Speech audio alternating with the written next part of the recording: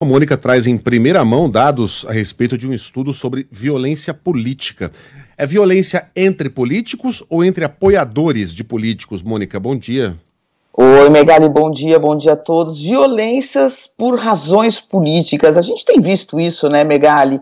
Quantas vezes a gente já noticiou, em geral, quando é um caso extremo, assassinato, né, ele vai para as manchetes, e a gente já noticiou vários nesse ano, infelizmente, e agora esse é um estudo que vai traduzindo em números o que está acontecendo no Brasil, né? É um estudo que foi feito pelas organizações, duas organizações da sociedade civil que monitoram o cenário no Brasil desde 2016, são a Justiça Global e a Terra de Direitos, né? E eles mostram esse estudo mais recente que os 2 meses que antecederam o primeiro turno das eleições registraram uma média de quase 2 casos de violência política e eleitoral por dia.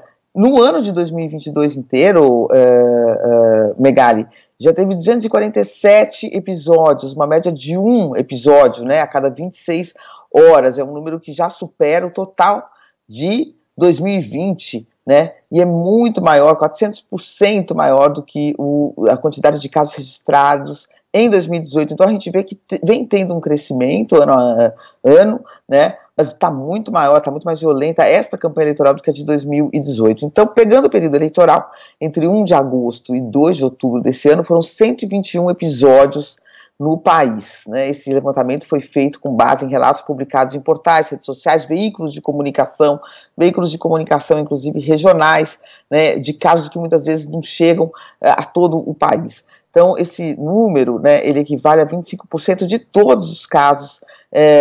Só nesses 2 meses, a gente tem 25% dos casos registrados em 2 anos, de setembro de 2020 a outubro desse ano. Então, a gente vê que tem uma concentração nesses 2 anos, anos que já tiveram muitos casos, 523 episódios, né, envolvendo 482 ou políticos, ou candidatos, ou assessores, ou dirigentes partidários. Então, para você ter uma ideia, Megali, foram assassinatos, foram atentados, foram ameaças, foram agressões, ofensas também entram, né? Então, enfim, infelizmente, o Brasil está nessa situação, e isso contradiz muito, né, o Megali, se choca, né, com as imagens que a gente viu do dia 2 de outubro, que a gente comentou aqui, quando as urnas foram abertas, de como as eleições, ao contrário do temor que muitos tinham, foram pacíficas, né, de como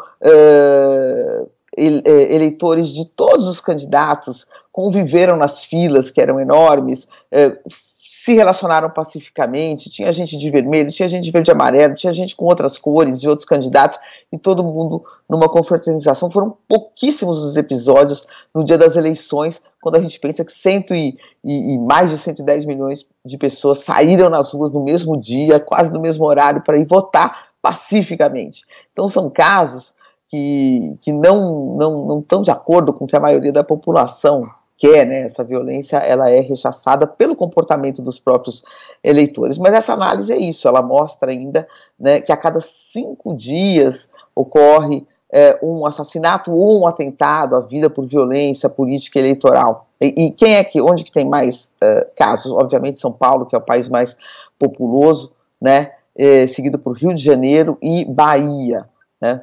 Então, infelizmente, são dados que confirmam essa tendência de alta registrada pelas organizações, né, já em 2019 registraram aumento, a partir de 2018 vem tendo esse aumento da violência, Megali. Mas você foi muito bem, Mônica. A impressão que a gente tem, até pelo que aconteceu no domingo retrasado, é que o brasileiro não quer a violência, o brasileiro recusa a violência, o brasileiro quer se ver livre da violência de qualquer tipo, seja urbana, seja política. Tanto é que foi às ruas, né, aos milhões, às dezenas de milhões, foi maltratado, boa parte dos brasileiros foram maltratados pelo... Bom, a César o que é de César, né? Pelo TSE, pelas filas que se formaram, pela questão da biometria, enfim, a gente já cansou de discutir isso, e ainda assim mantiveram a cabeça fria. Pô, o último brasileiro a votar votou 7 horas depois que as sessões fecharam. Se ele chegou 1 minuto para 5, ele ficou 7 horas ali em pé esperando para exercer o seu direito, para cumprir a sua obrigação, e ninguém deu um tapa em ninguém. Ninguém quebrou, quer dizer, teve um cara lá no Paraná que arrebentou uma urna na paulada, né? Mas sempre haverá um maluco num universo de mais de 100 milhões de pessoas. Em geral, o brasileiro demonstrou um comportamento exemplar. Quem sabe, dando o exemplo de baixo para cima, para quem está dirigindo, né, o jogo político, para os candidatos adotarem um discurso mais pacificador e mais propositivo. Tenho a impressão que é isso que a gente está querendo, Mônica.